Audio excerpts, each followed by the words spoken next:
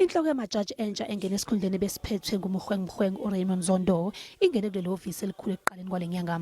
Sekuphele izinsuku ezingama-29 engenile kulesikhundla, kodwa kufanele avikele ukuhlaselwa kwezobulungiswa ngezombusazwe. I'm very concerned. I think that when I look at the future, it's very likely that the judiciary is going to be attacked more and more. Izinyathelo ezithathwe ikhomishana ephenya ngokuqhaqwa kwamandla ombuso ngesikhathi kuvele kule khomishana oyengumengameli wezwe uJacob Zuma. Le khomishana yayiyalela ukuba iphenye ngezinsuku zokuqhaqwa kwamandla ombuso ngesikhathi sikaZuma seminyaka eyisishiyagalolunye esesikhundleni. uZuma wehluleka ukuvela ngaphambi kwekhomishana wathi ulahlekelwe ithemba kwezobulungiswa. Kwesinye isikhathi wayephuma isigcawu sisaqhubeka. Owayengumengameli wayefuna ukuthi usihlalo wekhomishana ashenxe kule khomishana. uZuma wathi unobudlelwane noZondo, kodwa uZondo wakuphika konke lokho. Ebuzwa ukuthi kungani aya enkantolo enkulu ukubhekana noZuma ngokubukela phansi ikhomishana yakhe, uZondo uthe alibanga khona iphutha ngalokho.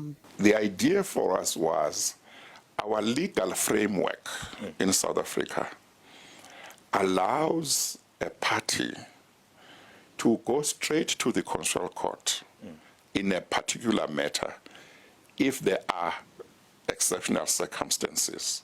There is a reason why that was put in.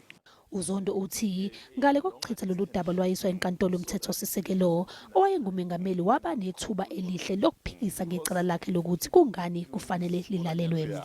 This is the constitution that was passed by Parliament. Actually, he was part of Parliament, which passed.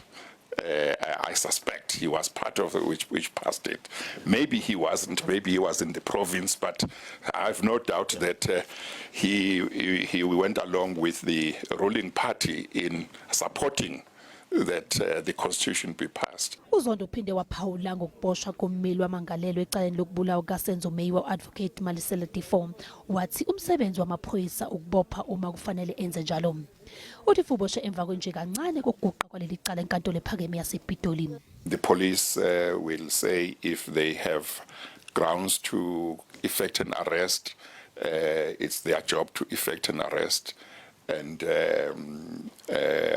if the complaint is about how it was done, that might be a different issue. Kusenjalo, inhloko yamajaji ithi ingxenye umlibathwa wesine wombiko wekhomishana ebiphenya izinto zokuqhaqwa kwamandla ombuso usuphothuliwe, kanti ingxenye yawo etholakala ku-internet isithunyelwe kumengameli.